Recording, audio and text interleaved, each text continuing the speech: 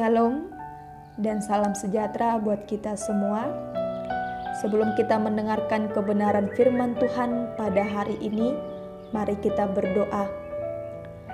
Bapa kami yang ada di surga, kami mengucap syukur dan terima kasih atas berkat-Mu yang boleh kami rasakan sampai hari ini. Pada hari ini, sebelum kami melanjutkan aktivitas kami masing-masing, kami akan mendengarkan kebenaran firman-Mu yang menjadi pedoman hidup kami. Untuk itu Tuhan, berikan kami Roh Kudus-Mu, agar melalui Roh Kudus-Mu kami dapat memahami firman Tuhan-Mu dan juga melakukan kehendak-Mu di tengah-tengah kehidupan kami. Berkati kami Tuhan dalam satu hari ini. Amin. Bapak, Ibu, dan Saudara yang terkasih, firman Tuhan buat kita hari ini tertulis dalam Roma 8 ayat 35. Demikianlah firman Tuhan. Siapakah yang akan memisahkan kita dari kasih Kristus?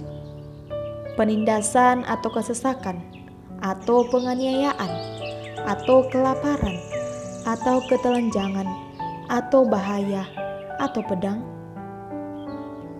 Demikianlah firman Tuhan.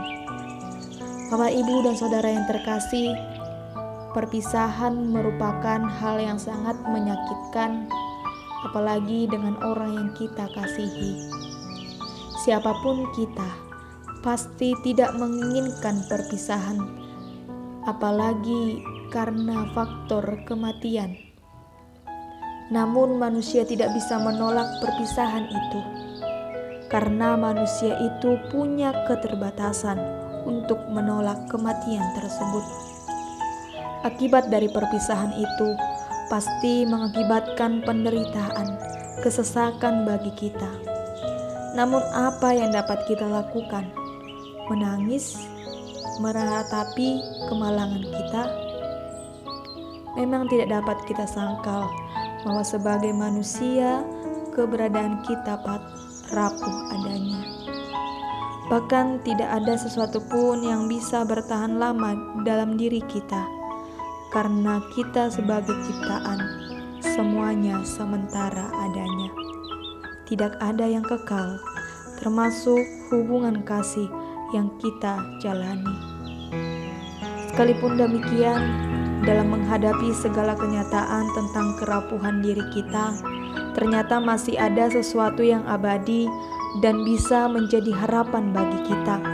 Bahkan lebih jauh lagi, bisa menjadi milik kita selamanya. Menurut Paulus, setiap orang percaya harus merespon kenyataan tersebut dengan sebuah keyakinan, yaitu keyakinan iman yang sungguh kepada kasih Kristus yang sifatnya sempurna dan kekal, sehingga dapat memungkinkan dirinya untuk bisa bertahan dalam menghadapi berbagai macam tekanan hidup, apapun bentuknya termasuk kematian. Bagi Paulus, perpisahan yang sedang terjadi dan dialaminya dunia ini hanyalah perpisahan sementara dan bersifat lahiriah. Namun, secara rohani, ia mengamini bahwa dirinya tetap bersama dengan Kristus. Ia mampu menggambarkan dalam dirinya suasana surgawi yang menjadi tujuan pengharapannya, sehingga dengan sangat lantang ia menyerukan kepada orang percaya bahwa siapakah yang dapat memisahkan kita dari kasih Kristus? Paulus yakin bahwa tidak akan ada kekuatan atau kuasa serta situasi apapun yang dapat memisahkannya, bahkan maut sekalipun.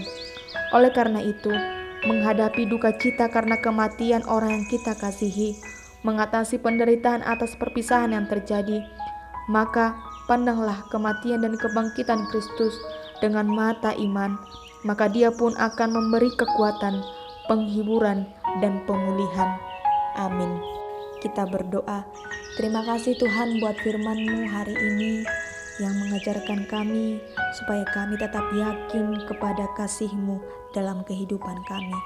Mampukan kami Tuhan dan kuatkanlah kami agar kami tetap mengingat setiap kasih-Mu yang boleh kami rasakan pada saat ini.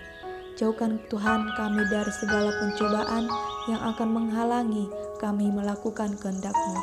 Kami juga akan melakukan aktivitas kami, karena Tuhan yang memberkati kami dalam satu hari. Dalam nama anak-Mu Tuhan Yesus Kristus, kami berdoa dan mengucapkan syukur kepadamu. Amin.